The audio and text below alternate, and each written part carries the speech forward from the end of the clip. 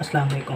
آج میں نے سوچا کیوں نہ آپ کو خود ایک کہانی سناؤں، ایک سبق آموز کہانی جس کا عنوان ہے ایک بدتمیز لڑکا۔ اس بدتمیز لڑکے کا نام تھا قاسم، جو بہت ہی زیادہ خوبصورت تھا۔ اس کو اپنی خوبصورتی پہ بہت زیادہ گھمنڈ تھا، اور اس کی ماں کو بھی یہی لگتا تھا کہ میرا بیٹا پورے خاندان میں بہت خوبصورت ہے، لیکن اس کی ماں کو یہ معلوم نہیں تھا کہ جب وہ گھر سے چلی جاتی ہے تو اس کا بیٹا ایک بدصورت انسان بن جاتا ہے۔ بدصورت انسان سے مراد کہ وہ بچوں کو ڈراتا ہے، لوگوں سے زبان درازی کرنا، زبان چڑھانا، بھینگی آنکھیں دکھانا، یہ وہ۔ ایک بار وہ استادوں کی نقلیں کرنا اس کو بہت پسند تھا۔ ایک دفعہ اسکول سے واپسی آتے ہوئے اس نے ایک فقیر کو دیکھا، اور اس کو دیکھتے ساتھ ہی زبان چڑھانا اور آنکھیں بھینگی کر کے دکھانا اس کو شروع کر دیں اس نے۔ فقیر نے کچھ دیر تو برداشت کیا۔ جب اس فقیر کا صبر کا پیمانہ لبریز ہوا تو اس نے اس سے کہا کہ تم سدھر جاؤ، ورنہ تمہارا منہ ہمیشہ کے لیے بگڑ جائے گا۔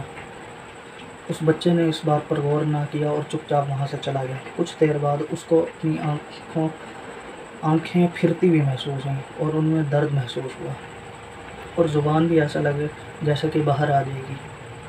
کچھ دیر بعد اس نے اپنے اسکول کے ہیڈ ماسٹر کو وہاں دیکھ لیا، اور اس نے سوچا کہ ان کے سامنے اگر زبان باہر آ گئی تو بہت ہی غلط ہو جائے گا۔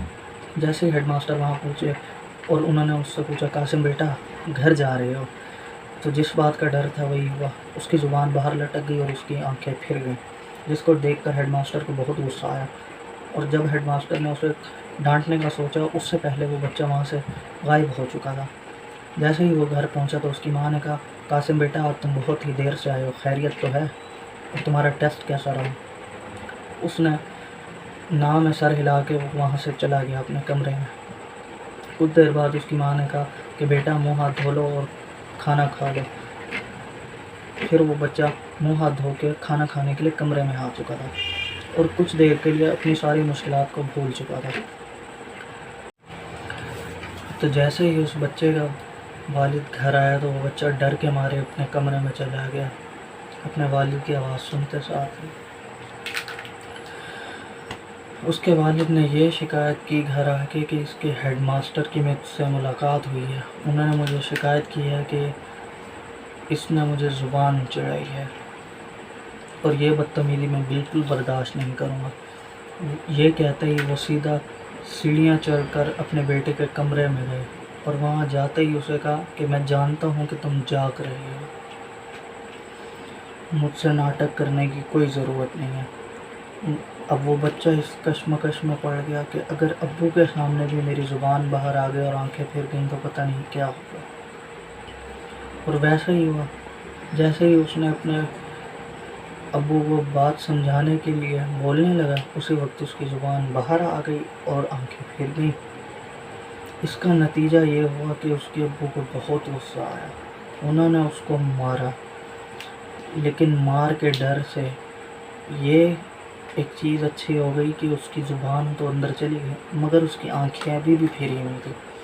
جب وہ ڈاکٹر کے پاس گئے تو ڈاکٹر نے کہا کہ مکمل علاج ہونے تک اس بچے کو اینک لگے گی، جس سے اس بچے کو نہایت ہی چڑ تھی، بالکل ناپسند تھا کہ اینک لگاؤں گا تو لوگ میرا مذاق اڑائیں گے، لیکن اب اس کی مجبوری بن چکی تھی۔